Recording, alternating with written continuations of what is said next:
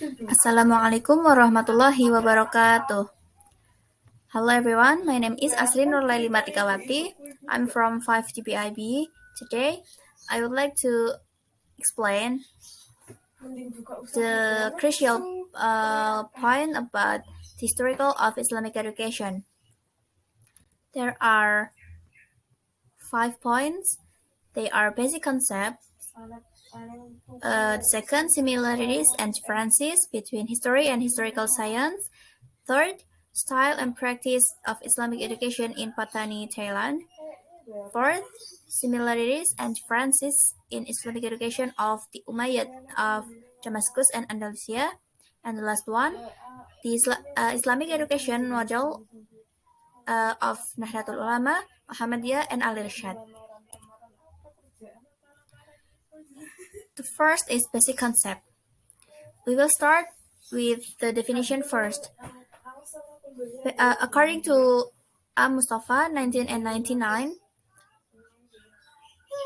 Islamic education is the process of guiding educators towards the physical, spiritual, and intellectual development of students towards the information of good Muslim personalities. And also, from Ahmad Tafsir, 2005, emphasized that the science of Islamic education is a science based on Islam. Islamic education science is a collection of theories about education based on Islamic teachings. The second is about functions. By studying history, we will be able to obtain information about the implementation of Islamic education from the time of the Prophet Muhammad SAW until now. In general, history plays an important role in human life. This is because history holds or contains power that can generate dynamism and give birth to new values for the growth and development of human life. Based on academic science, there are 3 functions about the historical of Islamic education. The first is knowing and understanding the growth and development of Islamic education from the time it was born to the present. The second, taking advantage of the process of Islamic education in order to solve the problems of Islamic education today. And last one, have a positive attitude towards changes and reforms in the Islamic education system. We will jump into the other basic concepts about scope and periodization. For the scope, they are divided into 2, the act of educating itself and educational actors. For the educational actors, also divided into 2 terms, they are educator and learners. For the act of educating itself, meant by the actions of educators are all activities, actions or deeds, and attitudes carried out by educators when dealing with or caring for students, or in other terms, namely attitudes or actions that guide, provide assistance from an educator to students towards the goals of Islamic education. The second is educational actors. The first about educator. To actualize these goals in Islamic education, educators are responsible for guiding people towards these goals. The existence of educators in the world of education is very crucial because their obligation is not only to transform knowledge, but also required to internalize values in students. The forms of internalized values at least include ethical values or morals, aesthetics, social, economic, political, knowledge, pragmatic, and divine values. Second is learners. Learners are formally people who are in a phase of growth and development, both physically and psychologically. Growth and development is a characteristic of an educator. Growth is physical, and also development is psychological. And last one about basic concept about periodization. Um, Broadly speaking, Islamic history is divided into three periods, namely the classical, medieval, and modern periods. But now we will discuss about the periods that divided into five. They are Prophet Muhammad's lifetime, the period of the four caliphs that we always called Khulafa Rashidin. They are Abu Bakar, Umar bin Khattab, Utsman bin Affan, and Ali bin Abi Thalib. And then Umayyad reign in Damascus, the reign of the Abbasid in Baghdad, and the last one, the period from the fall of the caliph's power in Baghdad to the present. Furthermore, the discussion of the growth and development of Islamic education is divided into five periods, namely, the first, the period of fostering Islamic education, which took place at the time of the Prophet Muhammad SAW. The second, the period of growth of Islamic education, which lasted from the death of the Prophet Muhammad until the end of the Umayyads. The third, the heyday or peak development of Islamic education, which lasted from the beginning of the Abbasid Dawlah until the fall of Baghdad. The fourth, the period of decline in Islamic education, namely from the fall of Baghdad until the birth of several reformers. The last one, the period of renewal of Islamic education, which has been going on since the birth of several reformers to the present. For the second point, we will discuss about similarities and differences about history and historical science.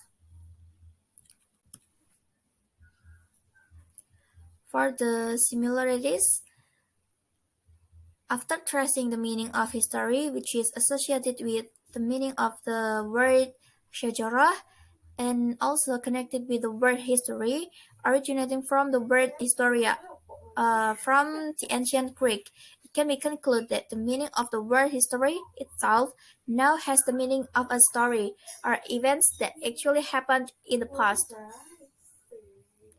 However, what is clear is that history is a description or reconstruction of events, stories, or that actually happened in the past. And then for the differences, history is chronological study that interprets and gives meaning to events and applies systematic methods to find out the truth. And historical science is the concept that contained in historical science cannot be measured with a clear time sequence and also do not explain the chronology of the formation of historical science, etc. However, it only explains the concepts that develop within it, including feminism, liberalism, fascism, etc. The third, we will learn about style and practice of Islamic education in Pattani, Thailand. The education system in Thailand has similarities with the education system in Indonesia, and also there are some differences. The education system in Thailand is divided into three, namely formal education, non-formal education, and informal education. The formal education system consists of basic education and higher education, while the non-formal education system consists of vocational certificate programs, vocational school short course programs, and interest group programs.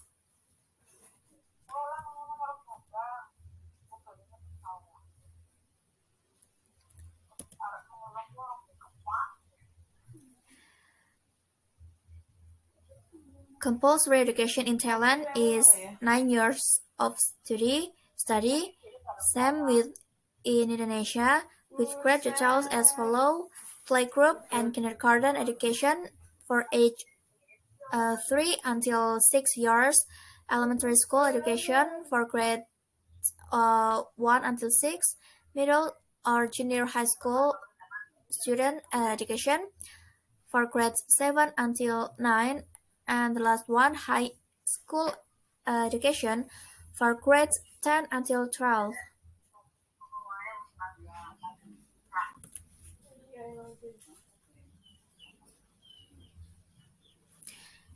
National assessment is required for grades 3, 6, 9, and 12.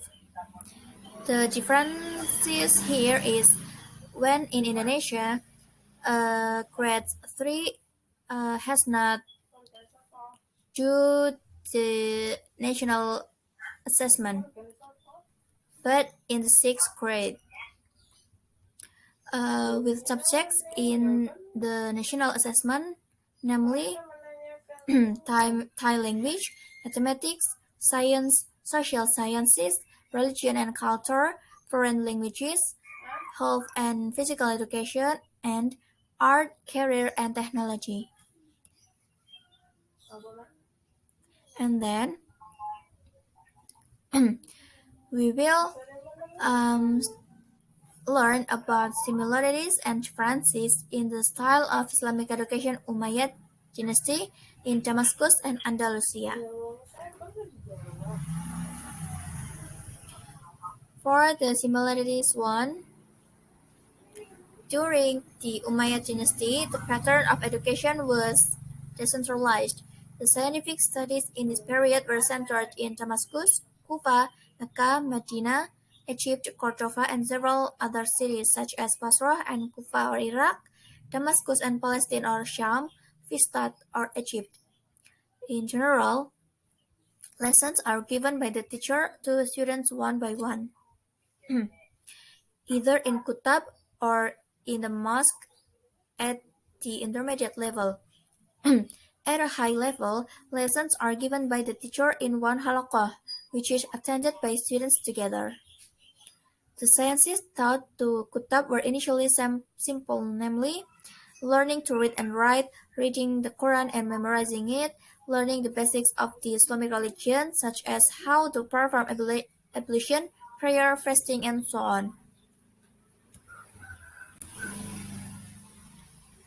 And then for the differences, for the Umayyads in Andalusia, in the development of science, the separation of Andalusia from Baghdad politically didn't affect the transmission of knowledge and civilization of both, not least, both parties exchanged knowledge and scholarship. According Mahmud, according to Muhammad Saghir al-Maz'umi, Andalusian students went to Baghdad, Basra, Damascus, and Egypt to study hadith, interpretation, jurisprudence, logic, and philosophy. Meanwhile, for the Umayyads in Damascus, the sciences developed were medicine, philosophy, astronomy, exact sciences, literature, art, whether it's building art, fine art, or sound art.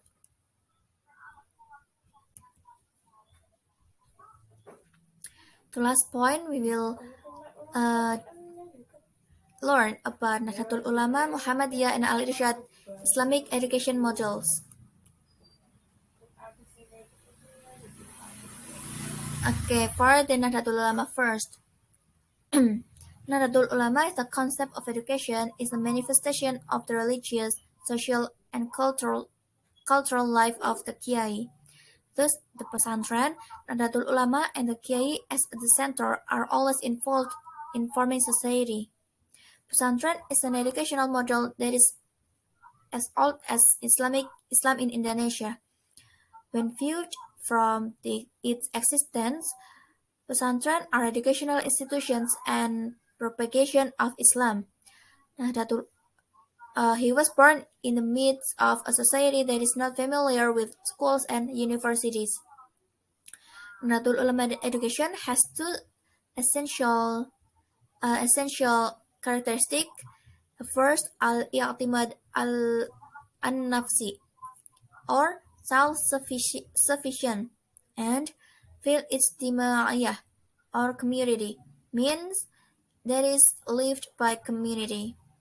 The madrasah or pesantren was established by the community and financed by the community itself. When people want to study or want to send their children to Islamic boarding schools or madras, they are only shown their place by the kiai. Then they build their own rooms. Guardians of students now do not automatically contribute unless there um, there is a pull from the school. So there is no volunteerism like before. If the Santri guardian entrusts his child to the present, then uh, the pesantren building becomes the responsibility of the Santri guardian. And then Muhammadiyah models. The Muhammadiyah educational model is based on the following values. First, Muhammadiyah education is organized referring to values originating in the Quran and the Sunnah of the Prophet Muhammad SAW. Second, the spirit of syncrecy to seek the pleasure of Allah Subhanahu wa Ta'ala is the basis and inspiration in the endeavor to establish and run a business charity in the field of education. The third, apply the principle of cooperation while maintaining a critical attitude, both during the Dutch East Indies, the Nippon, Old Order, New Order, and post-New Order eras. And the fourth, always maintain the unleavened by the principle of renewal or tajdid, innovation in running charity and business in the field of education.